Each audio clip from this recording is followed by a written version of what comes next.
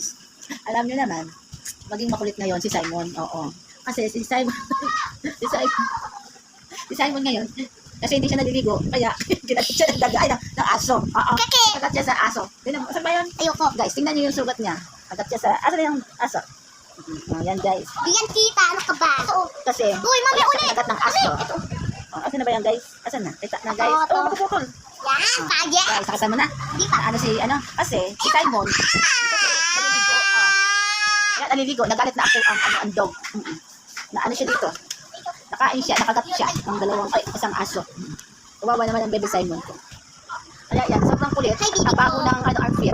Kasi hindi naliligo. Yan, nabahuan ang dog. Kaya Sabi ko ulit siya. Bakit siya sabon? hindi siya nakaano. Nakapag-ano siya. Ano tawag doon yung turok na turok? Iba naman dyan, pagka-aga-aga na pagkismisan agad sa tropa niya na bata. Ang ending, kagat ng aso, pungal. Buti, ba nga naman yung buti binayaran din magbayad. Bayad sa ano, ba? Tawag doon? Nagpapaturok.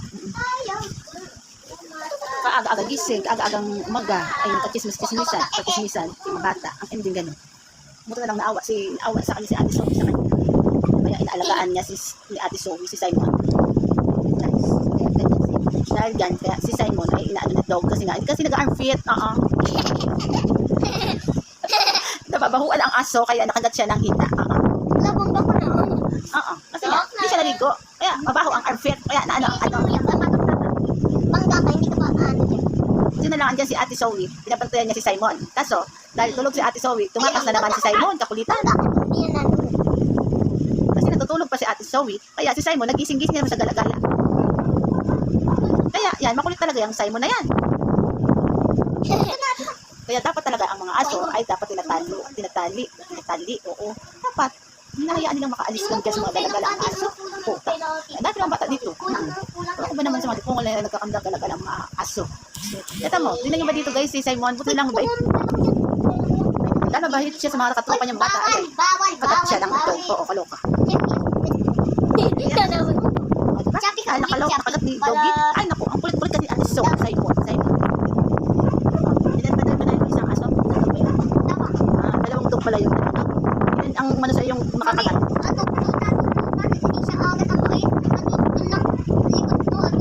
Yung isa ang nakakagat sa kanyang aso. Anong kulay ng aso? Brown? Brown yung isang friend na daw. Anong color? Pareho silang brown? Yung isang dog pala guys, friend pala niya yung isang puta. Kaya lang ngayon, hindi niya friend yung isa niyang dog. Parang sa dog yan. Nakagat siya ng aso.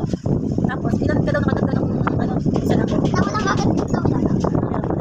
Meron pala siya yan. Kaya pala si Simon, dali ng mga ay naiyak kaya nakita siya. Diba? Kaya ka pa nag-iyak kanina. Sabi.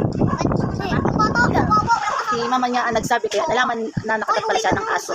Guys. Sige daw nagpantay. Sige daw ilang nakahuli sa kanyang mga dog. Sino nakahuli? Papa ko si mama. Ha? Yung papa niya pala ang nakahuli doon sa may-ari para bayaran ng kanyang parang pag pinano sa ospital para mahuli. Tapos ilang oras daw? Ilang oras na? Ay, bad yun ha. Sige. Anong oras nga? Ilan ang tinurok dito? Ilan ang tinurok sa'yo sa guys? Tawa lang, tulog sa akin. Pasalamat na lang at siya ay tinurok. Ano pang binili ni mama mo sa yung gamot? Ano mabili yung gamot guys? Ayun o. Pero wala naman siyang lagnat. Pero nagbili lang ng gamot yung dada niya para makabili ng gamot pag makalagnatin siya. Oo, ay nakakaloka guys, ang mga pagkataan talaga. Tutulog pa si Ate Zoe kayo ng umaga. Ito si Simon pagising. Pagkismisan na kayo ng umaga dito sa may labas. Kaya ka na lang, dito lang siya sa may gate mismo. Ay, naglalaro lang, nagkikismisan sila. Yung pala naman, sa sobrang chismusan.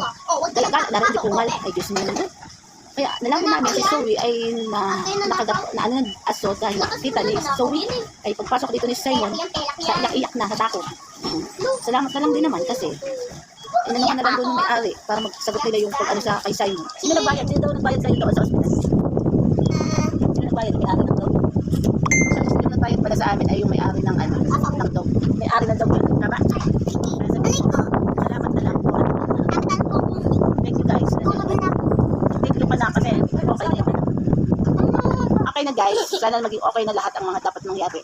Dapat wala na makukulit na aso. Kaya dapat tigukin na ikan. Hindi, tali na lang, tali.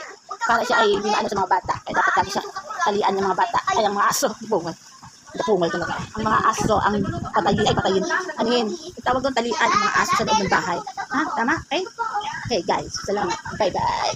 Bye-bye ka na. Ay, bye-bye pa rin. Bye-bye, guys.